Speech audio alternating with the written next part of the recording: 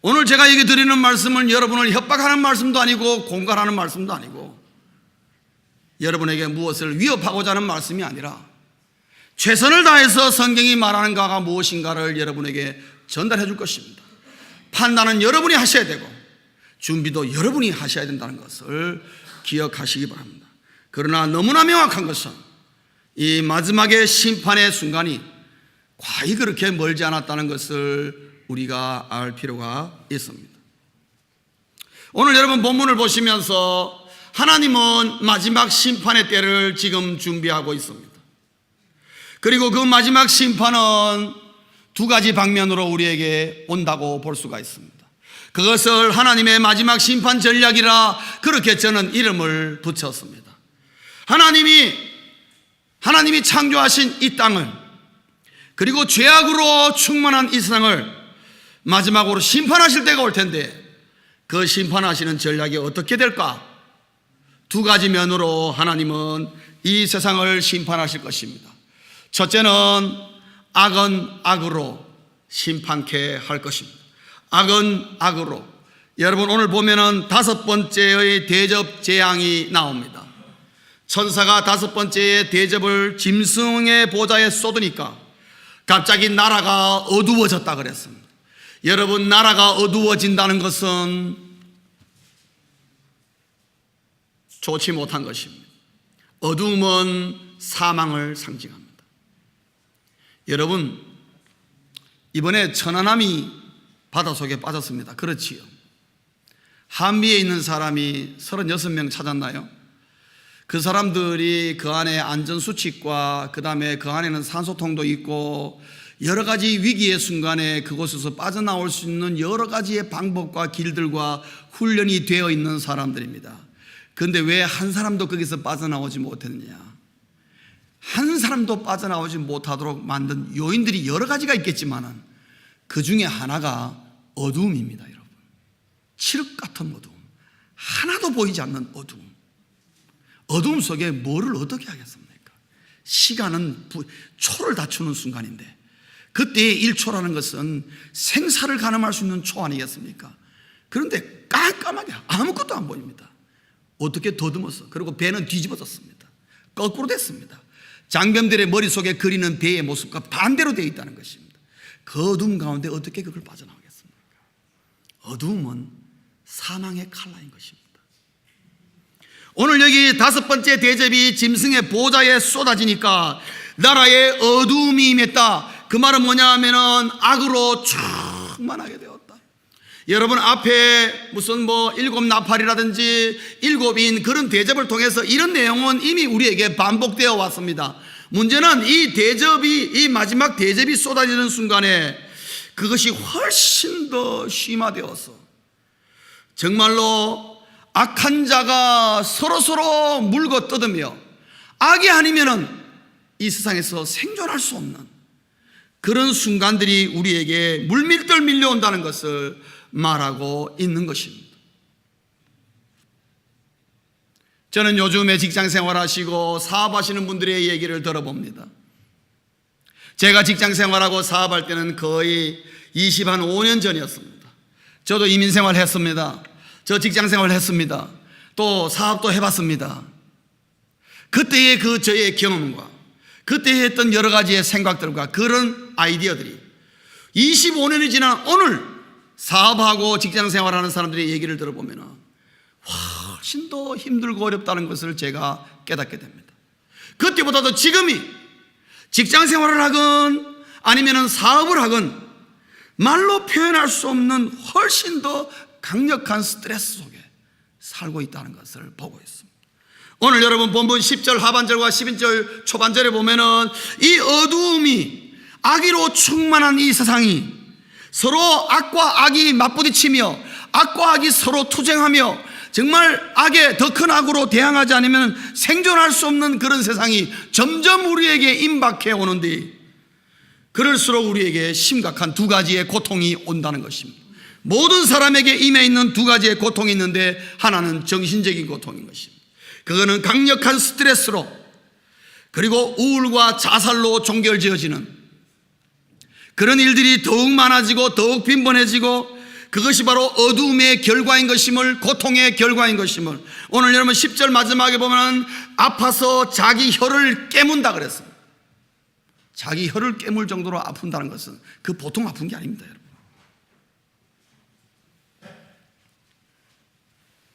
또 하나는 육신적 고통을 말하고 있습니다.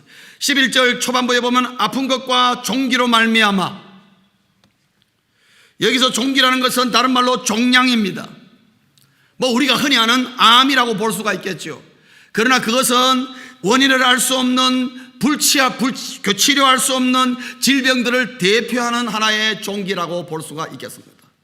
뭐 어쨌든 요즘 암은 근본적인 치료가 안 되는 것입니다.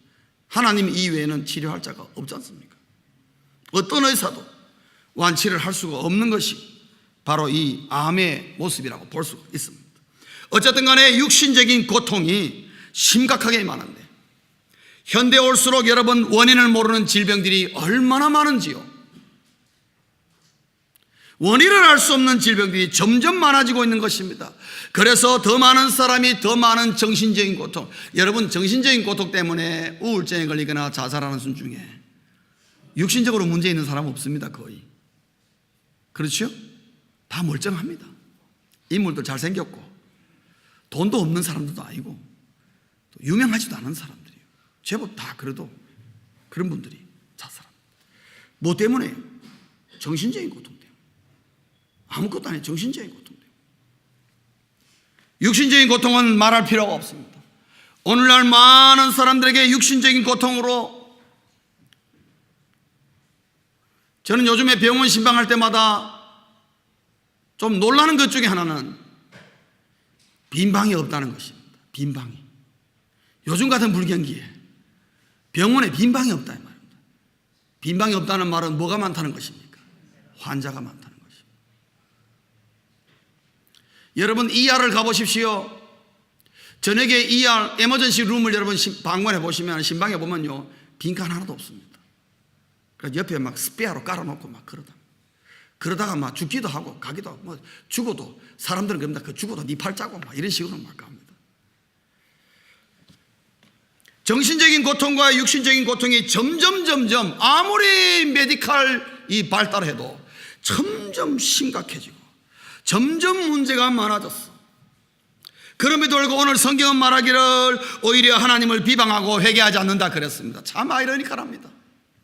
그런 경우에 보면 여러분 생각할 때 정말 예수 금방 믿을 것처럼 보이는데, 여러분 저도 동의합니다. 정말 암이나 또 정신적으로나 심각한 위치에 있는 사람에 가서 복음을 전해보면요, 열의 9명은 영접하지 않습니다. 여러분 예수 안 믿습니다. 신통합니다. 그것도 저는 기적이라 생각합니다. 왜 그럴까? 이해가 안 됩니다.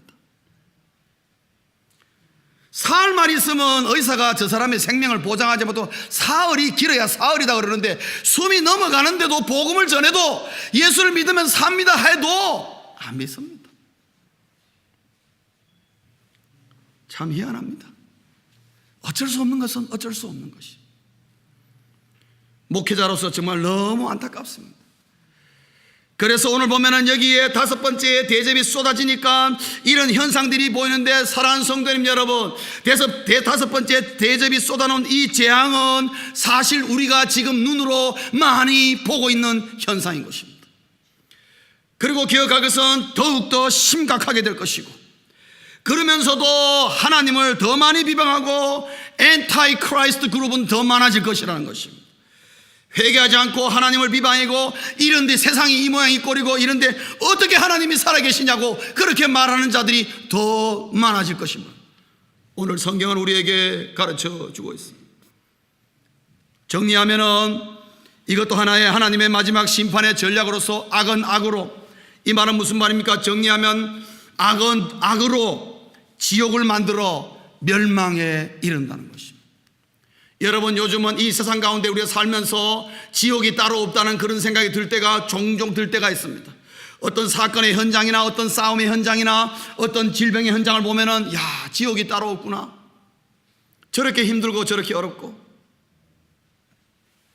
그것은 우리에게 문득 무슨 생각을 주느냐? 오늘 이 계시록 16장에 있는 말씀처럼 악은 악으로 지옥을 만들어 멸망에 이르는 그 수많은 희생자들이 오늘도 굉장히 많이 있다는 것을 우리가 눈으로 보고 있습니다. 하나님의 마지막 심판 전략의 첫 번째는 악은 악으로, 하나님이 가만 놔둬도 세상은 악과 악 때문에 결국 부딪혀서 싸우다가 멸망할 수밖에 없는 그런 모습을 우리에게 보여줍니다. 여러분, 얼마 전에 로스안젤레스 CD가 돈이 없습니다. 여러분, 지금 적자입니다. 그래서 CD 버젯을 예산을 컷했습니다. 잘랐습니다. 줄였습니다. 그런데 그 가운데 하나가 LAPD 아시죠? LA 경찰국의 예산을 삭감했습니다. 그래서 경찰을 더 이상 증원하지 못하도록 삭감했습니다. 그래서 LAPD가 난리가 났습니다. 안 된다고. 우리는 더 많은 치안병력이 필요하다고, 더 많은 경찰을 뽑아야 된다고. 왜 그렇습니까? 범죄가 더 많아지기 때문에 그런 것입니다.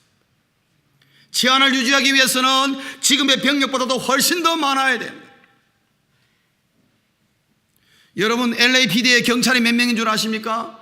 경찰이 8,000명이 넘습니다. 지금 LA를 다스리는데 8,000명이 넘는 인원이 이렇게 돌아다니고 있어도 치안을 완벽하게 잡지를 못하고 오히려 더 심각한 문제 가운데 있는 것입니다. 그런데 만약에 이 8,000명의 LAPD 경찰이 다 손놓고 있다면 여러분, LA가 어떻게 되겠습니까? 하루아침에 무질서로 들어가는 것입니다. 인간의 흉악한 범죄의 모습을 우리가 즉각적으로 볼 수가 있는 것입니다. 그래서 그 모습을 보면서 악은 악으로 지옥을 만들어 멸망에 이르겠구나 알 수가 있습니다. 여러분, 우리가 1992년 기억하십니까? 우리가 LA 폭동이 일어났습니다. 폭동이 났을 때 여러분, 그 장면을 TV로 보시고 어떤 분은 그 현장에 있었던 분들이 있습니다. 여러분, 물어보십시오. 지옥이 따로 있는가? 그곳에는 선은 없습니다. 여러분, 그곳에는 전부 다 도둑놈밖에 없고 강도밖에 없고 모든 물건들을 다 훔쳐가고 순식간에 경찰 눈을 보는 앞에서도 다 가진 물건 다 집어갔습니다. 여러분, 사람은 그렇습니다. 오늘날의 사람은 그렇단 말이에요. 그래서 그것을 만약에 유지하지 않고 그냥 가만히 풀어주면 어떻게 되겠습니까? 이 LA가 순간적으로 천사의 도시가 지옥의 도시 되는 것은 불과 며칠 사이에 다 이루어진다는 겁니다. 악은 악으로, 하나님의 마지막 심판 전략인 악은 악으로는 너무나 정확하게 지금 진행되고 있고 깊이 벌써 진행되어지고 있다는 것을 우리가 알 수가 있습니다. 하나님의 마지막 심판 전략 두 번째는 맹렬한 진노로 심판하실 것이라는 것입니다. 오늘 여기 본문 보시면 여섯 번째 대접재앙이 나옵니다. 12절 이하에 보면은 여섯 번째 대접재앙이 나오는데 거기에 보면은 두 방면으로서의 치열한 전쟁을 예고하고 있습니다. 하나의 전쟁은 뭐냐 하면은 나라와 나라들 간의 전쟁입니다. 영토전쟁, 종족전쟁, 더군다나 요즘 가장 심각하게 떠오르는 것이 자원전쟁입니다. 인류가 가지고 있는 자원은 한정되어 있고 써야 될 사람은 더 많아지고 자꾸 인구는 폭발해지고 그래서 써야 될 양은 더 많아지고 양은 자꾸만 급속하게 줄어들고 있습니다. 그래서 오죽하면 미국도 해안 쪽으로 유전 개발을 그렇게 안 하려고 했습니다. 왜냐하면 해안에 미관을 해치니까. 그래서 어떻게든지 안 하려고 했습니다. 그러나 드디어 여러분 아시죠? 오바마가 저 동부 쪽으로 결국은 유전 개발을 허락하고 말았습니다. 앞으로 이루어지게 될 것입니다. 왜냐하면 그 말은 뭐냐면 자원이 없다 이 말입니다. 이거로 말미암아 나라와 나라들 간의 전쟁, 영토 전쟁, 우리나라도 사실은 눈에 보이지 않지만 일본과 지금 독도 문제를 놓고 끝없는 전쟁에 돌입한 것이나 다름이 없습니다. 저는 생각하기를 남북이 통일되어서 만약에 북한이 무너져서 남한이 북한까지 다 해서 옛날에 대한민국의 제국을 회복한다 그러면은 분명히 우리는 중국과 또한 영토 전쟁을 치러야 됩니다. 그것이 어딘 줄 아십니까? 바로 백두산입니다, 여러분. 백두산은 우리 민족의 영산으로 알려져 있습니다. 그러나 북한 김정일 정권이 지금 백두산을 완전히 중국에 넘겨줘 버렸습니다. 그래서 장백산으로 알려져 있지 백두산으로 알려져 있지 않습니다. 그 중국은 이 백두산을 개발하여서 지금 관광으로서 아주 잡잘하게 수입을 올리고 있습니다. 그런데 그것을 남북 통일에 대해서 우리 남한이 중국에다 그걸 내놔라. 여러분, 중국이 내놓을 수 있겠습니까? 천만의 말씀이요. 안 내놓습니다. 영토 전쟁입니다. 종족 전쟁입니다. 아프리카의 전쟁은 모든 전쟁, 아프리카에 일어난 전쟁은 전부 다 종족 전쟁들입니다. 얼마 전에도 전쟁이 이제 30년 전쟁이 종료됐죠. 여러분, 스리랑카라는 나라에도 30년 동안 전쟁이 일어났습니다. 그것은 뭐냐? 내심을 보면 전부 다 종족 전쟁이었습니다. 나라와 나라들 간의 전쟁은 우리 눈으로 보고 있습니다. 지금 우리 살고 있는 미국도 여러분 전쟁 중에 있지 않습니까? 또 하나의 전쟁이 있습니다. 오늘 본문 보시면은 교회와 사탄과의 전쟁인 영적 전쟁이 있습니다. 이거는 눈에 보이지 않습니다. 그러나 치열한 영적 전쟁이 있습니다. 사랑하는 성도님 여러분, 예수 믿으십니까? 예수 믿는 순간부터 내가 원하든지 원하지 않든지 간에 나는 이미 영적 전쟁에 들어가 있다는 사실을 아셔야 됩니다. 그러면 내가 할 일은 뭐냐? 싸워서 이기는 수밖에 없습니다. 여러분, 전쟁에 2등이 있습니까? 여러분, 전쟁에 2등이 있습니까? 올림픽에는 2등이 있습니다. 전쟁에는요 2등 없습니다. 오직 뭐밖에 없습니까? 승자와 패자밖에 없습니다. 패자는 비참한 것입니다. 여러분, 우리가 원하든 간에 교회는 사단과의 치열한 전쟁 중에 있습니다. 그러나 오늘 본문에서 참 특이한 것은 다른 재앙보다도 이것이 마지막이구나 하는 것을 우리에게 알려주는 특이한 내용은 뭐냐면은 바로 16절에 있습니다. 새 영이 히브리어로 아마겟돈이라 하는 곳으로 왕들을 모으더라. 용인 사단과 그의 부리는 짐승과 거짓 선지자 음녀를 동원하여서 그들을 통해서 거짓 영, 더러운 영이 나온다 그랬습니다. 더러운 영들이 다니면서 왕들을 설득해가지고 모든 왕들을 아마겟돈에다가 다 모은다 그랬습니다. 모으는 이유는 뭐냐? 오늘 본문 14절에 보시면은 하나님의 큰 날을 대비하여, 그 말은 뭐냐 하면은 하나님을 대항하여 전쟁하겠다고 달라든다는 것입니다. 하나님을 대항하여 전쟁을 치르겠다고 모인다는 것이죠. 그 모인 자리가 바로 아마겟돈인 것입니다. 이 아마겟돈의 현장은 나라와 나라들 간의 문제가 뿐만 아니라 영적인 전쟁, 그러니까 사단과 우리 눈에 보이는 나라와 나라들 모든 나라와, 그리고 영적인 전쟁, 사단과 그의 무리들이 다 힘을 합쳐서 하나님을 대항하려고 합력하여 나설 때가 있다는 것입니다.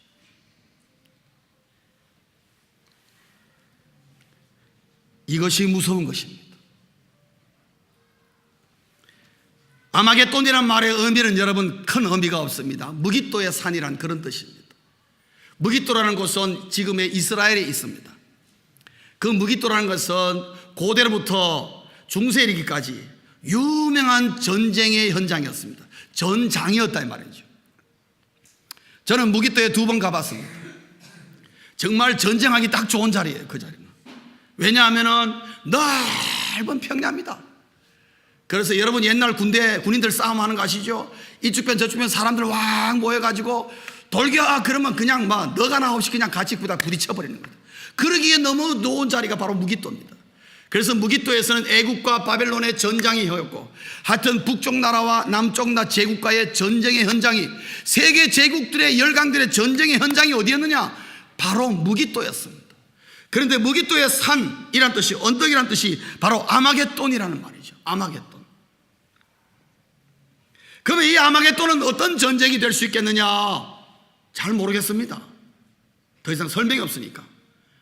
그러나 미루어 짐작컨대 분명히 이것은 종교전쟁이 될 것이다, 그런 생각이 듭니다. 저는. 왜냐? 여기서 2가지 결합된 마지막 2가지가, 다시 말하면 실질적인 전쟁의 병력, 우리 눈으로 보이는 나라와 나라들 간의 그 병력들과, 그리고 눈에 보이지 않는 영적인 전쟁의 마귀와 그들의 부리는 영들과 악한 영들, 귀신들이 다 힘을 합쳐가지고 하나님을 대항하려고 몰렸을 때에 그들이 모인 것은 뭐냐? 기독교를 제외한 모든 종교의 연합이라는 거예요. 여러분, 종교의 힘이 무섭습니다. 아시죠? 우리 역사에서 종교의 힘이 무섭습니다. 그러니까 모든 기독교인들과 그 다음에 나머지 모든 기타 종교에, 심지어 샤머니즘을 믿는 토속 종교까지 전부 다 합쳐서 하나님과 하나님을 믿는 성도들을 향하여 대항할 때가 온다는 거죠. 그때가, 그곳이 마지막 심판의 현장이 될 것임을 우리에게 가르칩니다. 그래서 아마겟돈의 의미는 하나님의 마지막 심판의 현장을 우리에게 말하고 있습니다. 아마겟돈이 단순히 무깃도의 지방을 말하는 것이 아니고 범세계적인 현상을 우리에게 말하고 있습니다. 과연 이 아마겟돈이 과연 시작되었느냐? 저는 잘 모르겠습니다. 그러나 우리가 기억할 것은 이 아마겟돈의 현상이, 아마겟돈으로 이 온 세계가 모여서 하나님을 대항하려는 그 순간이 하나님을 맹렬하게 하나님의 진노를 불러오는 사건이 될 것임을 우리에게 가르쳐주고 있습니다. 그것이 일곱 번째의 대접 재앙으로 우리에게 표현되고 있습니다. 여러분 17절 상반절에 보면은 이 일곱 번째 재앙을 공중에 쏟아붓는다 그랬습니다. 여러분 10절에 보면 공중에 쏟음에 그랬습니다. 공중에 쏟는다는 말이 무슨 말일까요? 에베소서 2장 2절에 보면은 사단과 사단의 그 영역을 표현하기를 뭐라 그랬냐면은 공중의 권세 잡은 자 이렇게 표현하고 있습니다. 공중의 권세 잡은 자가 누구라는 것입니까? 사탄을 말하고 있습니다. 그리고 사탄이 다스리는 사탄의 영역을 말하고 있습니다. 그 사탄의 영역에다가 뭐를 쏟아붓는다는 것입니까? 일곱 대접의 재앙을 쏟아붓는다는 것입니다. 그럴 때에 성전에서 붙는 순간에 성전 보좌에서 큰 음성이 들리는데 뭐라 그랬습니까? 되었다. 되었다는 말을 다른 말로 바뀌면 다 이루었다. 다시 말하면 이제 시작하라. 그 말과 똑같습니다. 그 명령은 뭐냐 하면은 마지막 심판의 재앙을 시작하라는 바로 그것을 우리에게 가르쳐 주고 있는 대목입니다. 그 마지막 심판의 모습이 오늘 본문 18절부터 21절까지가 나와 있는데 생각보다 굉장히 구체적이고 우리 육안으로 충분히 상상할 수 있는 그런 내용이 나와 있는 걸 볼 수가 있습니다. 여러분 18절부터 21절 한번 펼쳐보시겠습니다. 이것이 바로 하나님께서 마지막 지구의 종말의 순간에 어떻게 될 것인가를 우리에게 보여주는 대목이라고 볼 수 있습니다. 여러분 18절부터 21절까지 우리가 한 음성으로 함께 읽겠습니다. 시작. 번개와 음성들과 우레 소리가 있고 또 큰 지진이 있어 얼마나 큰지 사람이 땅에 있어 온 이래로 이같이 큰 지진이 없었더라. 큰 성이 세 갈래로 갈라지고 만국의 성들도 무너지니 큰 성 바벨론이 하나님 앞에 기억하신 바 되어 그의 맹렬한 진노의 포도주 잔을 받으며 각 섬도 없어지고 산악도 간데 없더라. 또 무게가 한 달란트나 되는 큰 우박이 하늘로부터 사람들에게 내리며 사람들이 그 우박의 재앙 때문에 하나님을 비방하니 큰 재앙이 심히 크미로라. 아멘. 여기서 여러분 보시면은 하나님의 마지막 심판에 이 지구의 종말을 구할 때에 취하는 조치가 제일 먼저 나오는 게 큰 지진인 것을 볼 수 있습니다. 그 큰 지진은 이 땅에 있어 온 이래로 이 같은 지진이 없었다 그랬습니다. 그리고 19절에 보면 큰 성이 세 갈래로 갈라진다. 세 갈래로 갈라진다. 뭐 때문에 갈라진다는 것입니까? 땅이 갈라지기 때문에, 지진으로 말미암아 땅이 갈라지기 때문에 성이 완전히 무너진다는 것입니다. 이 큰 성은 바로 바벨론 성을 말하고 있습니다. 이 바벨론은 바로 이 세상을 포함하고 있습니다. 이 세상을 말하고 있습니다. 이 세상에 하나님의 놀라운 지진이 임할 것인데 그 지진이 얼마나 맹렬한지 땅이 완전히 갈라져 버린다는 것입니다. 그런데 여기가 처음이 아닙니다. 여러분 구약의 출애굽기에 보시면 모세가 시내산 올라갔을 때에 이스라엘 백성들이 뭐를 만들었습니까? 금송아지를 만들었습니다. 하나님 앞에 범죄했습니다. 그때 모세가 내려와 가지고 그 십계명을 던지고 난 다음에 이 백성을 어떻게 하면 좋겠느냐, 그때 하나님이 그 금송아지를 만들려고 추동했던 고라와 그의 자손들을 멸하기로 하셨습니다. 그들이 어떻게 멸한 줄 아십니까? 서 있는 순간에 땅이 갈라져 가지고 그 가족과 그 추종한 사람들이 전부 다 땅속으로 잠겨버렸습니다. 그때 땅이 갈라지는 지진이 일어났습니다. 그런데 그보다도 더한, 오늘 보면 그와 같은 지진이 없다 그랬습니다. 다시 말하면 우리의 상상을 초월하는 그런 지진이요, 그 다음에 그것을 맹렬한 진노의 포도주 잔이라고 했습니다. 20절에 보면 각 섬도 없어지고 섬이 없어지고 산악이 없어져 버린다. 이건 보통 지진이 아닌 것입니다. 끝장나는 지진인 것입니다. 말 그대로. 그 다음에 여러분 보시면 21절에 무게가 한 달란트나 되는 큰 우박. 여러분 한 달란트 보면은 그 밑에 주석을 보면은 약 60kg라고 했습니다. 우박 하나가 떨어지는데 60kg짜리가 떨어집니다. 여러분 어떻게 되겠습니까?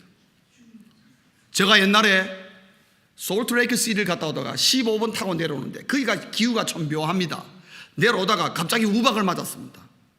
우박을 맞았는데요, 우박의 크기가 얼마나 많으면은 골프공만 하더라고요. 골프공만 하게 떨어지는데요, 저 죽는 줄 알았어요. 얼마나 이게 무섭게 떨어지는지요. 차의 범퍼가 이렇게 푹푹 패야 되라니까요. 골프공이 떨어지는데도. 그래서 내리고 난 다음에 그걸 이렇게 우박덩이를 딱 잡아봤어요.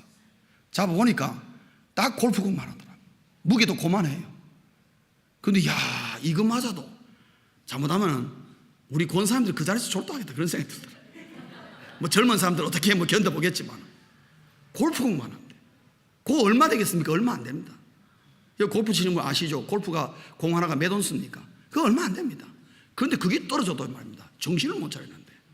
여러분, 하나에 60km면 어떻게 되겠습니까? 맞으면 즉사입니다. 맞으면 즉사. 그 가속도 때문에 즉사. 그러한 우박, 여러분, 우리가 이 평생 사는 동안에 이런 거 한 번도 우리가 본 적 없고, 본 적 없기 때문에 우리가 상상을 못 합니다.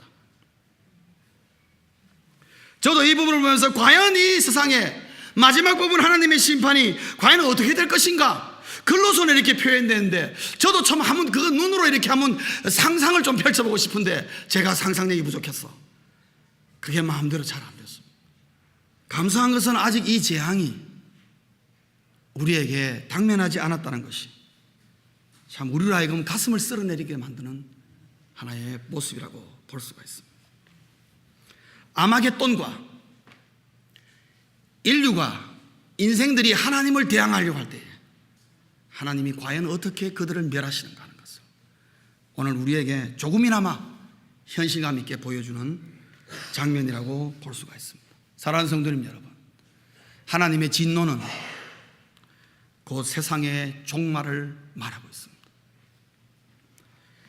이 모습을 볼 때 하나님의 심판은 아마겟돈이 아니라 그 무엇이더라도 그것은 바로 하나님의 손에 의해서 결론 지어질 것이며 아무것도 아닌 것임을 우리에게 알려주는 대목입니다. 사랑하는 성도님 여러분, 저와 여러분은 어느 누구도 하나님의 이 마지막 심판의 현장에 없기를 간절히 소원합니다. 저 현장에는 우리가 없는 게 좋습니다. 여러분, 그렇지 않습니까? 만약에 이 예언의 말씀이 사실이라면은, 그리고 저것으로부터 우리를 건질 수 있는 길이, 저것으로부터 빠져나올 수 있는 길이, 거기로서 구원받을 수 있는 길이 어디에 있느냐고 묻는다면 우리는 단호하게 대답할 수 있습니다. 예수 그리스도 외에는 그것으로부터 구원받을 길이 없다는 것입니다. 사랑하는 성도님 여러분, 이 예언의 말씀이, 그리고 이 세상의 종말이 과연 이렇게 된다고 가정한다면, 이것이 만약에 사실이라면, 이 성경 말씀이 진리라면, 사랑하는 내 남편, 내 아내, 사랑하는 자식들, 우리의 일가 친척들에게 과연 우리는 어떻게 해야 될까요? 여러분의 자식이 저 속에, 아비규환 속에 들어가기를 원하십니까? 저는 제 자식이 절대로 그게 들어가는 걸 원치 않습니다. 저는 어떻게 해서든지 간에 그들에게 예수 그리스도를 믿게 하여서 그것으로부터 구원받게 하고 싶습니다. 사랑하는 성도님 여러분, 그것보다도 더 우리의 가슴을 쓰려는 것은 뭐냐? 이러한 하나님의 이 세상의 종말의 이런 심판이 분명히 어느 순간인가 임하겠지만, 그 임하는 순간에 걱정하지 마십시오. 예수 믿는 모든 성도들은 이미 이곳을 벗어나 있다는 사실을 아셔야 됩니다.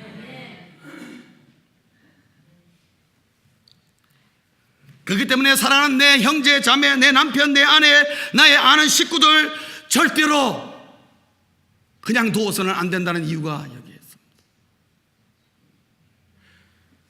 그리고 오늘 성경은 말하기를 15절에 뭐라 하냐면, 보라 내가 도적같이 오리니. 그 말은 무슨 말이냐면 이 날이 언제 임할지 모르겠다는 것입니다. 어느 순간에, 아차하는 순간에 내일 해야지, 모레 해야지, 다음 주 해야지, 내년에 해야지, 그렇게 우리는 마음먹었지만은 도적 같은 그 순간이 우리에게 어느 날 임했을 때는 이미 too late. 사랑하는 성도님 여러분, 오늘 우리 이 가운데 예수 그리스도를 확실하게 구주로 믿지 못하고 나의 구원자로 믿지 못하고 망설이는 분 계십니까? 예수 그리스도를 나의 구원자로 영접하십시오. 진정으로 나 예수 그리스도를 나의 구주로 영접하여 정말 하나님이 심판하시는 이 세상의 종말이 우리에게 임할 때에 그 구원의 놀라운 감격에 함께 동참할 수 있기를 주의 이름으로 축원합니다. 오늘 우리가 예수를 믿고 있는 우리 오늘 성도들에게는 이 메시지가 뭐를 주느냐? 간단합니다. 깨어 있어라. 깨어 있어라. 깨어 있어야 우리가 한 사람이라도 이 사실을 알려줄 수가 있기 때문에 그렇습니다. 예수 믿는 사람이 잠자고 있으면 누가 이 사실을 알려주겠습니까? 아무도 알려줄 자가 없습니다. 여러분, 이 세상 사람들에게 이 사실이 사실로 우리에게 임한다고 말하면 그 사람들은 과학자들과 지질학자들의 말을 믿지 우리의 말을 믿겠습니까? 우리의 말을 하면 코웃음 치고 야 그거는 영화일 뿐이야 그리고 몽땅 넘어갈 수가 있습니다. 사랑하는 성도님 여러분, 마지막을 대비하는 그리스도인 되시기를 주의 이름으로 축원합니다. 도적같이 임할 이때가 언제인지 모르겠지만 오늘 15절을 보시면 누구든지 깨어 자기 옷을 지켜 벌거벗고 다니지 아니하며 자기의 부끄러움을 보이지 아니하는 자는 복이 있도다. 여기서 자기 옷이라는 것은 자기의 신앙을 말하고 있습니다. 여러분 신앙생활 형식적으로 하시는 분 있습니까? 정신 차리시길 바랍니다. 진정한 신앙인으로 사십시오. 교회 왔다 갔다 한다고 해서 여러분 신앙인 아닙니다. 정말 예수를 나의 구주로 믿고 과연 내 영이 정말 깨어있고 나는 정말 깨어있는 자인가? 그것을 점검하기 위해서 내 영을 깨우는 효과적인 질문들 제가 세 가지를 던지고 마치도록 하겠습니다. 내 영을 깨우는 효과적인 질문, 다시 말하면 내가 오늘 지금 깨어있는 그리스도인인가? 정말 마지막을 대비하는 그리스도인으로 살고 있는가를 점검할 수 있는 세 가지의 질문이 있습니다. 첫 번째 질문은 나는 지금 성령의 능력을 경험하고 있는가? 여러분과 함께 하시는 성령을 여러분들이 경험하고 있습니까? 나는 성령이 내 속에 역사하시는지 내 삶에 역사하시는지 나는 잘 모르겠다. 여러분 문제 있습니다. 그분 깨어 경성하셔야 됩니다. 회개하십시오. 하나님 앞에 바로 서셔야 됩니다. 두 번째, 내 영을 깨우는 효과적인 질문들. 두 번째는 나는 지금이라도 주님 앞에 설 자신이 있는가 하는 것입니다. 나는 지금이라도 지금 주님이 나를 부르셔도 내가 주님 앞에 이 세상의 모든 것을 다 놓고 설 자신이 있는가? 자신에게 물어보셔야 합니다. 세 번째, 내 영을 깨우는 효과적인 질문들. 세 번째는 나는 지금 사탄과 싸우고 있는가 하는 것입니다. 여러분의 삶의 현장에서 내가 매일 사탄과 지금 싸우고 있다는 것을 여러분 실감하십니까? 실감한다는 것은 내가 지금 영적 전쟁을 치르고 있고 내가 영적 전쟁을 내가 너 손으로 지금 실감하고 있고 주님의 이 마지막 심판에 대비할 수 있는 놀라운 힌트가 되는 것입니다. 그래서 우리 모두가 하나님의 계획성에서 그날이 언제인지는 모르지만 분명한 것은 아마겟돈을 통하여서 바로 즉시 주님의 마지막 심판이 임할 것이며 이 심판에 이어서 주님이 재림하시는 것을 우리가 20장에서 볼 수가 있겠습니다. 사랑하는 성도 여러분, 주님은 재림하십니다. 그러나 재림하기 전에 하나님의 무서운 심판이 임하여서 죄악 가운데 회개하지 않고 하나님을 비방하는 자를 향한 하나님의 단호하고 사랑이 빠져버린 하나님의 자비와 은혜가 없는 공의만이 살아 움직이는 냉철한, 냉혹한, 비참한 인류의 종말을 그날이 우리에게 다가오고 있다는 것을 헤아리시고 마지막을 대비하셨어요. 정말 주님 오실 때에 또 마지막 때에 미리 주님 앞에 우리가 불려 올라갔어. 하늘에서 우리가 주님을 영접하고 주님을 만나며 정말 구원의 감격을 찬송하는 우리 모두 될 수 있기를 주의 이름으로 축원합니다. 우리 한번 기도하시겠습니다.